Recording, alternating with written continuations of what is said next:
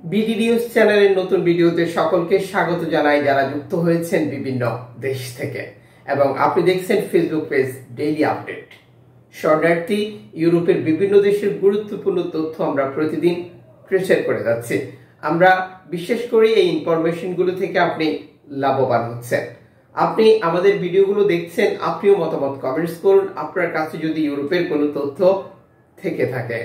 দীর্ঘদিন ধরে পর্তুগালে গিয়ে নিয়মিত বা বৈধ হচ্ছেন আমাদের অগণিত বাংলাদেশি ভাইয়েরা, যারা ইউরোপের বিভিন্ন দেশে আবেদনে বাতিল হয়েছিলেন বা রিজেক্ট হয়েছিল, দীর্ঘদিন থেকে অবৈধভাবে অবস্থান করেছিলেন, তারা নিরুপায় হয়ে পর্তুগালে গিয়ে বৈধতা অর্জন করেছেন। সেই সুযোগ এখন আর থাকছে না বলতে আপনি যত সহজে পর্তুগালে গিয়ে বৈধ হয়েছিলেন এখন আর সেটি সম্ভব নয়। দীর্ঘদিন থেকে ইউরোপের বিভিন্ন দেশ থেকে অবৈধ অভিবাসীরা পর্তুগালে এসে যেভাবে বৈধতা পেয়েছিলেন, এই সমস্যাটিকে জটিল করে তুলেছে বর্তমান ডানপন্থীর একজন সরকার। এই সহজ সুযোগটিকে তিনি বাধাগ্রস্ত করেছেন। ডানপন্থী সরকার এই প্রক্রিয়াটি সম্পূর্ণ বদলে দিয়েছেন। কাজেই পর্তুগালে গেলেই আপনি বৈধতা পাবেন, পর্তুগালে গেলেই আপনার কোনো সমস্যা হবে না, এই ধারণা থেকে আপনাকে বেরিয়ে আসতে হবে। দেখতে হবে ডানপন্থী সরকার কোন পন্থায় বর্তমান এই প্রক্রিয়াটি শুরু করেছে। এতে করে আপনার সময় বেঁচে যাবে, আপনার ভাবনা, আপনার স্বপ্ন, প্রায় সকল ব্যাপারে আপনি আরো বেশি সহযোগিতা পাবেন।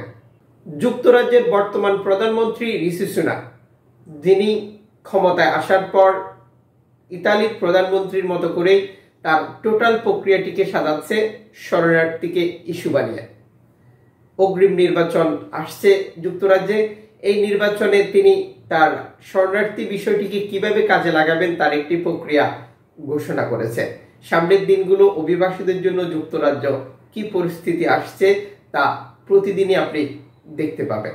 ইউরোপ যে আর ইউরোপ নেই, যুক্তরাজ্য যে আর যুক্তরাজ্য নেই তা হাড়ে হাড়ে টের পাবে অভিবাসীরা। সাইপ্রাসে অবৈধভাবে থাকার অভিযোগে 21 জনকে আটক করা হয়েছে এবং তুরস্কর যে সাইট রয়েছে, সাইপ্রাসের দুটি সাইট, একটি সাইপ্রাস, একটি তুরস্ক অধ্যাসিত সাইপ্রাস যেটি তুরস্কের দখলে, সেখানে আটক করা হয়েছে 27 জনকে। বর্তমান সাইপ্রাসে অভিবাসী বিরোধী কঠোর অবস্থান। এই অবস্থান কেন আপনারা অনেকে অবগত রয়েছেন, মধ্যপ্রাচ্য সংকট, যাতে করে মধ্যপ্রাচ্য থেকে ভূমধ্যসাগর পাড়ি দিয়ে অভিবাসীরা সাইপ্রাসে না আসে, এতটাই কঠোর বা কঠিন অবস্থায় অবতীর্ণ হয়েছে সাইপ্রাসের বর্তমান রাষ্ট্রপ্রধান। সাইপ্রাসের বর্তমান রাষ্ট্রপ্রধানও ডানপন্থী একটি সরকার। শুধু বাংলাদেশ নয়, ইতালিতে অবস্থানরত অবৈধ প্রতিটি দেশের অভিবাসীরাই নিদ্রাবিহীন রাত কাটাচ্ছে। সকলের মাঝে একটি ভয় কাজ করছে, কবে আবার ইতালির সরকার তাদেরকে দেশে পাঠিয়ে দেয়। এর মধ্যে বাংলাদেশ, মিশর এবং মোরতানিয়া, এই দেশগুলোর লোক রয়েছে। লোকগুলোর বিপদ আরো কয়েক গুণ বেশি, কারণ এরই মধ্যে ইতালির সরকার এই 3টি দেশকে নিরাপদ দেশের তালিকায় অন্তর্ভুক্ত করেছে। এরই মধ্যে 6 জন বাংলাদেশিকে বাংলাদেশে পাঠিয়ে দিয়েছে ইতালির সরকার।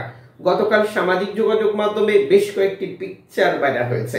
ভিডিওর সাথে যে পিকচারটি দেখতে পাচ্ছেন, ইতালির রাজধানী রোমের দক্ষিণ পশ্চিমে অবস্থিত পন্টে গ্যালেরিয়া একটি আটক কেন্দ্র বা ডিটেনশন সেন্টার। একদল অভিবাসীকে রাখা হয়েছে সেখানে। আশ্রয় আবেদন বাতিল হওয়া অনিয়মিত অভিবাসীদের এই আশ্রয় কেন্দ্রটিতেই রাখা হয়, যাদেরকে নিজ দেশে পাঠিয়ে দেওয়া হবে। যদিও এই প্রতিবেদনে আমরা নিশ্চিত করতে পারিনি যাদেরকে রাখা হয়েছে তারা কি সবাই বাংলাদেশি, না এখানে একজন বাংলাদেশি নেই।